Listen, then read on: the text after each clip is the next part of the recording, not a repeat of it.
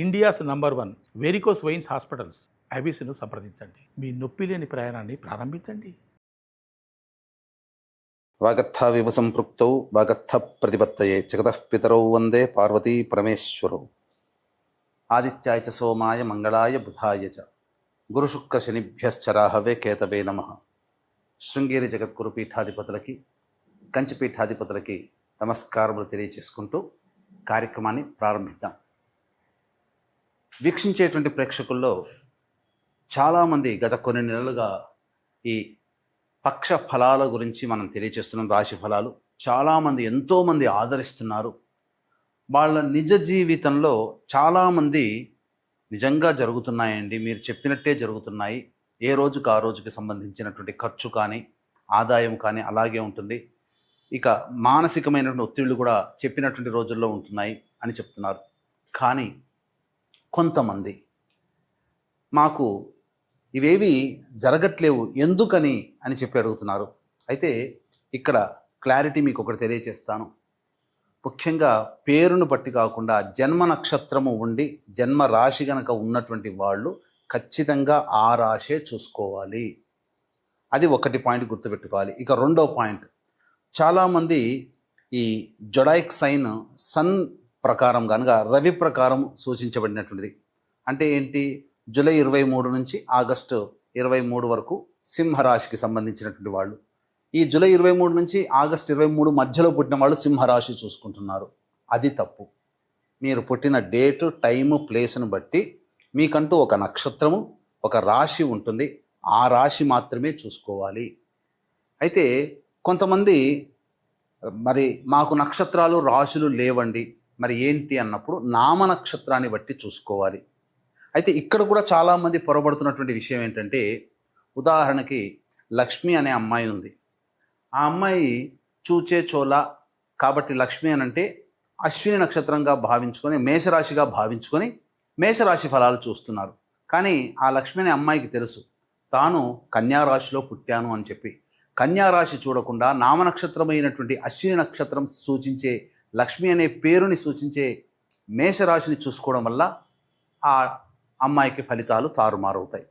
కాబట్టి ఏతావాత చెప్పొచ్చేది ఏంటంటే, కంక్లూజన్ ఒకే మాటలో చెప్పాలంటే, మీకు జన్మ నక్షత్రము ప్రకారము జన్మ రాశి ఉంటుంది. ఆ రాశిని బట్టే చూడాలి తప్ప సన్ జొడాయిక్ సైన్ అనగా ఈ మంత్లో పుట్టిన వాళ్ళు ఈ రాశి అని చెప్పుకుంటారు కదా, అది తప్పు. అది ఫాలో కాకూడదు. అలాగే మీకు జన్మ నక్షత్రము జన్మ రాశి తెలియకపోతేనే అప్పుడు నామ నక్షత్రాన్ని బట్టి చూసుకోవాలి.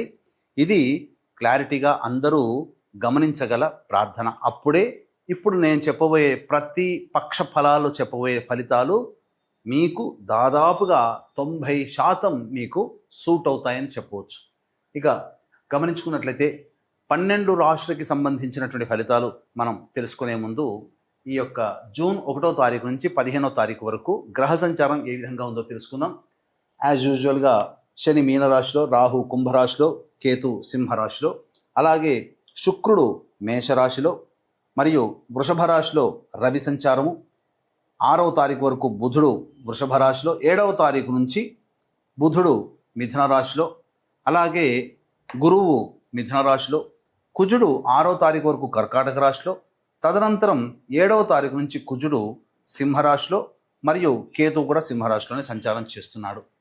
కాబట్టి దీన్ని బట్టి ఫలితాలు ఆయా రాశుల వారికి ఏ విధంగా ఉండబోతుందో మనం తెలుసుకునే ప్రయత్నం చేద్దాం. ద్వాదశ రాశులలో భాగంగా 9వదైనటువంటి ధనుస్సు రాశిలో జన్మించినటువంటి వారికి జూన్ 1వ తారీఖు నుంచి 15వ తారీఖు వరకు ఏ విధంగా ఉండబోతుందో తెలుసుకునే ప్రయత్నం చేద్దాం. ఇక ఈ రాశిలో జన్మించినటువంటి వారికి 3వ స్థానంలో రాహు యొక్క సంచార ప్రభావం సంపూర్ణముగా అనుకూలంగా ఉండడం అన్ని విధాలుగా యోగదాయకంగా ఉంటుంది. నూతన వ్యక్తుల పరిచయము, తద్వారా సంఘంలో మీకు పేరు ప్రతిష్టలు పెరుగుతాయి. అవసరమైనటువంటి సమయానికి మీకు సహాయ సహకారాలు అందించే విధంగా మీ పరిచయాలు ఉంటాయని చెప్పవచ్చు. ఇక 4వ స్థానంలో మీనరాశిలో శని సంచారం చేస్తున్నటువంటి కారణం చేత అర్ధాష్టమ శని దోష ప్రభావం ఈ రాశి వారికి ప్రారంభమైంది. ఈ కారణం చేత చేస్తున్నటువంటి వృత్తి ఉద్యోగాల్లో పలు కీలక మార్పులు చోటు చేసుకుంటాయి. ముఖ్యంగా శారీరక శ్రమ, మానసిక ఒత్తిడి, బాధ్యతలు పెరగడం కంటే కూడా ఎక్కువ శ్రమించాల్సినటువంటి పరిస్థితి వస్తుంది.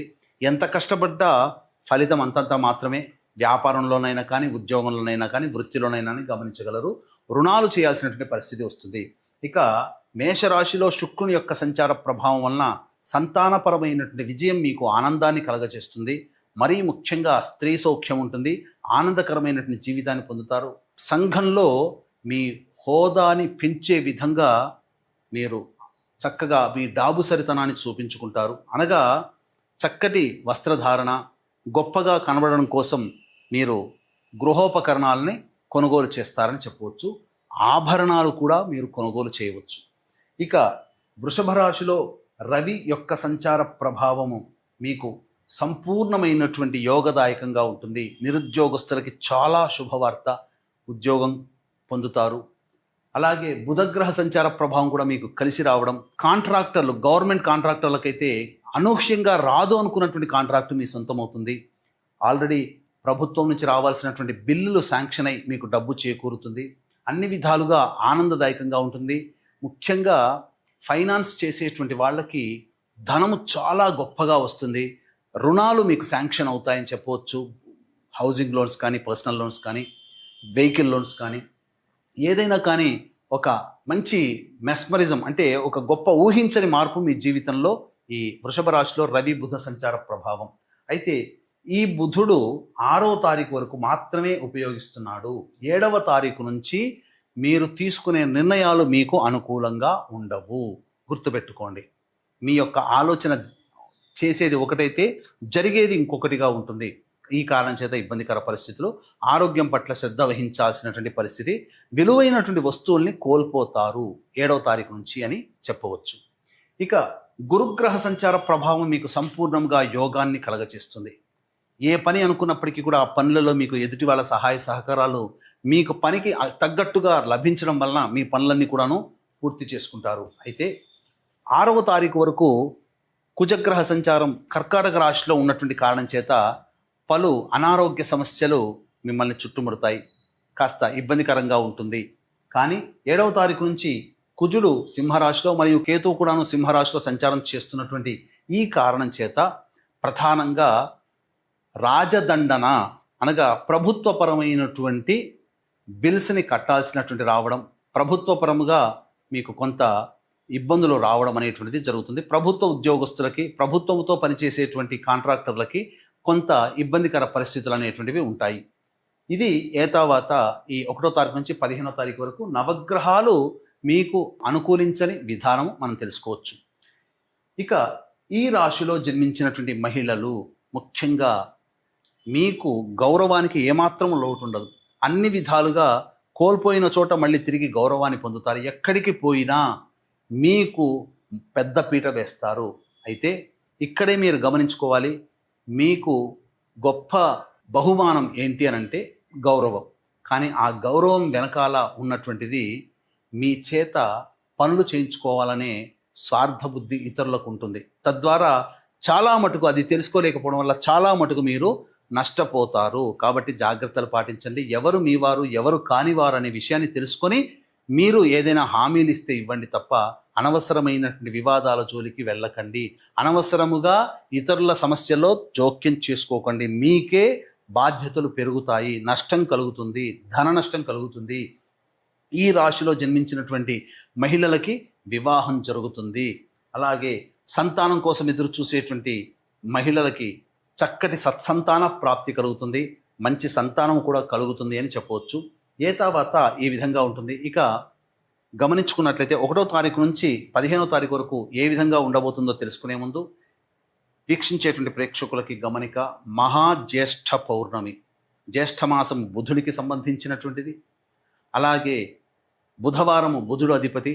ఆ రోజున జ్యేష్ఠ పౌర్ణమి రోజున జ్యేష్ఠ నక్షత్రము బుధుడు అధిపతి కావున ఇటువంటి అద్భుతమైనటువంటి మహాజ్యేష్ఠ పౌర్ణమి రోజున ఏ దేవతని మనం కొలుస్తామో ఆ దేవత యొక్క సంపూర్ణ దివ్యానుగ్రహం మనకు కలుగుతుంది. మన జీవితంలో మంచి చెడు జరగాలన్నా, ఏది మనకు కావాలన్నా, ఏది మనకు తప్పాలన్నా, ఏది మనకు సమస్యలు అవ్వాలన్నా నవగ్రహాల యొక్క అనుగ్రహము ఆగ్రహం వల్లనే.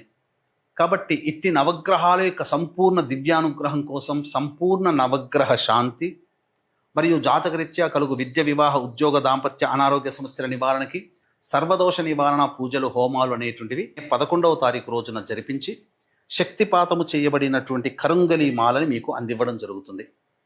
అవకాశం ఉన్నవాళ్ళు కార్యక్రమ తదనంతరం కాంటాక్ట్ చేసి పూర్తి వివరాలు తెలుసుకోవచ్చు. ముందుగానే నమోదు చేసుకోండి. ఆ రోజున 11వ తారీఖు రోజున 9 గంటల వరకు ఉంటుంది కాబట్టి అవకాశం ఉంటే 8 గంటల వరకు అయినా కానీ ప్రయత్నం చేయండి. ఇక 1వ తారీఖు రోజున గమనించుకున్నట్లయితే అనారోగ్య సూచనలు, ధన నష్టము మరియు ప్రశాంతత లేని జీవితాన్ని గడుపుతారు. 2, 3, 4 తేదీల్లో సంతాన మూలకంగా సమస్యలు, ఖర్చులు పెరుగుతాయి. అలాగే సంతానంతో వాగ్వివాదాలు, విభేదాలు పెరుగుతాయి. వృధా కాలయాపన జరుగుతుంది. ఆస్తి సంబంధించినటువంటి గొడవలు పెరుగుతాయి. ఇక 5, 6, 7, 8, 9 తేదీల్లో చేస్తున్నటువంటి వృత్తి, ఉద్యోగ, ఏ వ్యాపారంలోనైనా కానీ చక్కటి లాభదాయకంగా ఉంటుంది. ఆనందకరమైన జీవితంగా ఉంటుంది. ఉత్సాహంతో గడుపుతారు. విందులు, వినోదాలు, కుటుంబ సభ్యులు, మిత్రులతో పాల్గొంటారు. మంచి స్థితిలో ఉంటారు. మీ ఖర్చులకి మించిన ఆదాయం లభించడం ద్వారా గొప్ప ధైర్యంతో జీవిస్తారని చెప్పవచ్చు. ఇక 10, 11 తేదీల్లో కనుక చూసుకుంటే ఖర్చులు అధికంగా అవుతాయి. దూర ప్రాంత ప్రయాణాలు చేయాల్సినటువంటి పరిస్థితి, వృధా కాలయాపన జరుగుతుంది.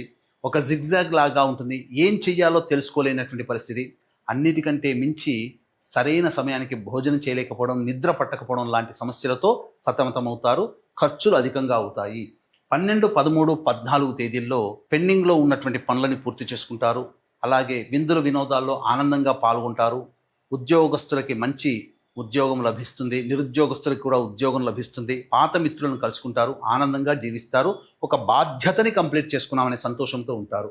ఇక 15వ తారీఖు రోజున మీరు గమనించుకున్నట్లయితే కుటుంబ సభ్యులతో వాగ్వివాదాలు పెరుగుతాయి. ధనము ఖర్చు అవుతుంది. ప్రశాంతత లేని జీవితాన్ని గడుపుతారు. ఇవి 1వ తారీఖు నుంచి 15వ తారీఖు వరకు మన దైనందిన కార్యక్రమంలో జరిగే మంచి, చెడు, ఆదాయము, ఖర్చు. అయితే ఇక్కడ మీ యొక్క జన్మ జాతకరీత్యా భవిష్యత్తులో ఇంకా మీకు ఏం జరగబోతుంది అనేటువంటి విషయం తెలుసుకునే ముందు దగ్గరలోని మంచి ఉపాసనా పరులైనటువంటి సంప్రదించినట్లయితే, వారి సలహాలు, సూచనలు పాటించినట్లయితే ఇంకా మెరుగైనటువంటి జీవితాన్ని మీరు పొందుతారని తెలియజేయవచ్చు. అలాగే ఈ జూన్ 11వ తారీఖు రోజున మహాజ్యేష్ఠ పౌర్ణమి రోజున సంపూర్ణ నవగ్రహ శాంతి మరియు జాతకరీత్యా కలుగు అన్ని రకాల దోష నివారణకి సంబంధించి సర్వదోష నివారణ పూజలు, హోమాలు మీ గోత్రనామాదులతో జరిపించి శక్తిపాతము చేయబడినటువంటి కరుంగలి మాలని మీకు అందివ్వడం జరుగుతుంది. అవకాశం ఉన్నవాళ్ళు కార్యక్రమ తదనంతరం కాంటాక్ట్ చేసి మీ గోత్రనామాదులు నమోదు చేసుకోవచ్చు. సర్వం శ్రీ ఉమామహేశ్వర పరబ్రహ్మార్పణమస్తు.